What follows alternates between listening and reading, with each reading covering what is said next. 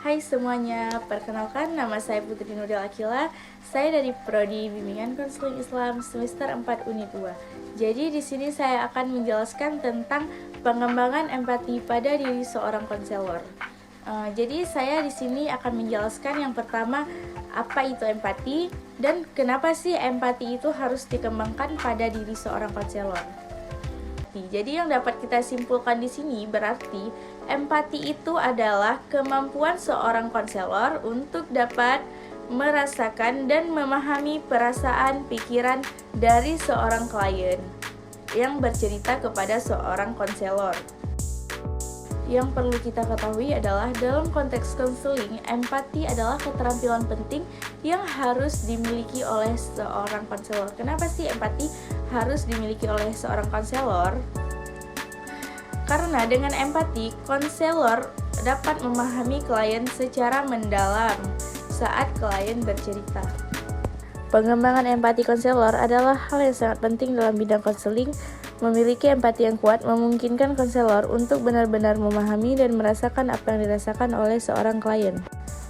Jadi tadi sudah kita dengarkan sama-sama tentang pengembangan empati pada seorang konselor. Jadi di sini dapat kita simpulkan kalau empati itu sangat penting dalam bidang konseling karena memiliki empati yang kuat memungkinkan seorang konselor untuk benar-benar memahami dan merasakan apa yang klien sampaikan. Mengapa empati harus dikembangkan? Yang pertama, membangun hubungan, memahami klien. Yang ketiga, menyediakan dukungan. Baik, tadi sudah sama-sama kita dengarkan tentang mengapa empati harus dikembangkan. Yang pertama tadi ada membangun hubungan, yang di sini artinya empati membantu konselor untuk membangun hubungan dengan klien. Selanjutnya ada memahami klien. Dengan empati tinggi, konselor dapat lebih baik dalam memahami seorang klien. Selanjutnya ada menyediakan hubungan, yang berarti konselor yang berempati dapat memberikan dukungan dan pemahaman yang lebih mendalam kepada seorang klien.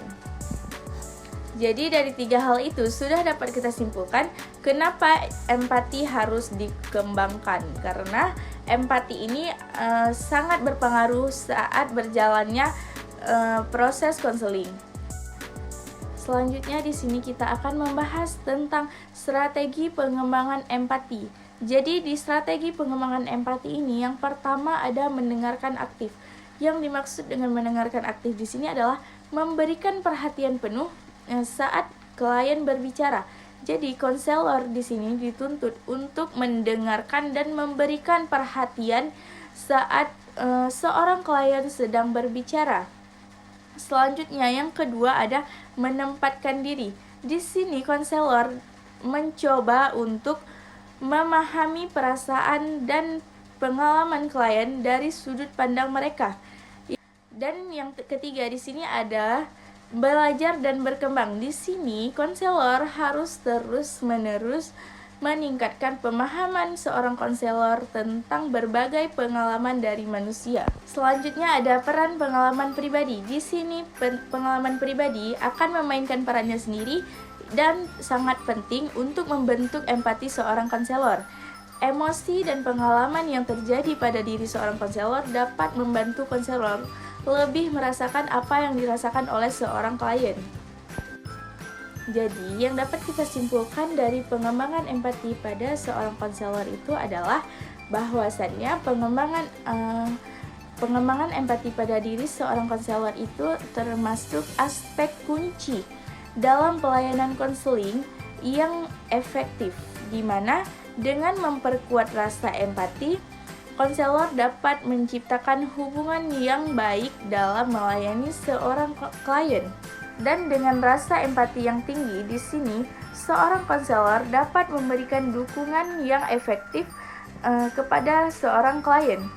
Dan rasa empati ini bukan hanya keterampilan dalam proses konseling, tetapi juga di sini rasa empati ini termasuk landasan utama dalam mendukung hubungan konselor dan klien yang sehat, mendalam, dan efektif untuk menjalani proses konseling yang baik. Jadi hanya itu yang dapat saya sampaikan tentang pengembangan empati konselor. Semoga dengan penjelasan saya tadi tentang pengembangan empati konselor ini bisa membantu teman-teman yang sedang mencari tahu apa itu pengembangan empati konselor dan pentingnya pengembangan empati pada seorang konselor. Apabila ada salah kata, saya mohon maaf. Saya akhiri dengan wabillahi taufiq wal hidayah. Wassalamualaikum warahmatullahi wabarakatuh. Sampai jumpa lagi. Dah.